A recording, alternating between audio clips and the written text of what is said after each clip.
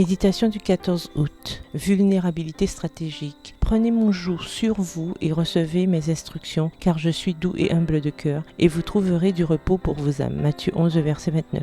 Il y a quelques jours, une de mes connaissances a publié sur les réseaux sociaux un de ses commentaires de victimisation fait pour attirer la sympathie. J'ai d'abord pensé ignorer ce commentaire, mais finalement j'ai décidé de lui envoyer un message en privé. Je voulais m'assurer qu'elle allait bien, mais sans entrer dans le jeu des réseaux sociaux. Je crois que tout n'est et ne devrait pas être public. La culture dans laquelle nous vivons valorise l'authenticité. Cependant, il y a une grande différence entre la vulnérabilité et la surexposition. La surexposition ne cherche pas une connexion réelle avec les autres, ce qui demande du temps et un effort, mais uniquement de l'attention. La surexposition n'est pas une véritable vulnérabilité, mais une manipulation. Elle est un raccourci, un chantage émotionnel. Dans sa thèse Le pouvoir de la vulnérabilité, la chercheuse et écrivaine nord-américaine Brené Brown l'explique ainsi. Utiliser la vulnérabilité n'est pas la même chose qu'être vulnérable, c'est l'opposé, c'est une armure. L'authenticité est un acte d'intégrité émotionnelle. Si vous êtes authentique, vous le serez au sein ou en dehors des réseaux sociaux, que l'on vous garde ou que l'on vous ignore.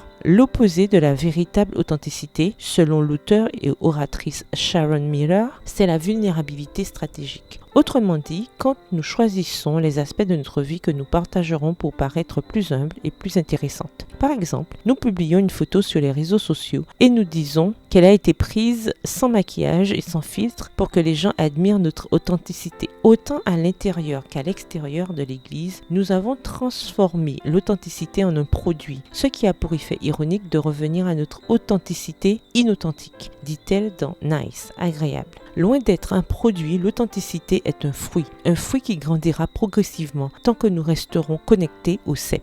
Je veux préciser que le problème n'est pas les réseaux sociaux ou les portables, mais notre tendance à nous déconnecter de Jésus et à créer des produits au lieu de donner des fruits. Sans lui, la surexposition et la vulnérabilité stratégique deviennent plus simples, moins risquées. Cependant, Jésus nous invite à apprendre de lui qui est doux et humble de cœur. Prière, Jésus, je veux apprendre de toi. Je veux vivre avec de la maturité et de l'intégrité émotionnelle. Apprends-moi à être douce et humble de cœur. Amen. Bonne journée, que l'Éternel vous bénisse.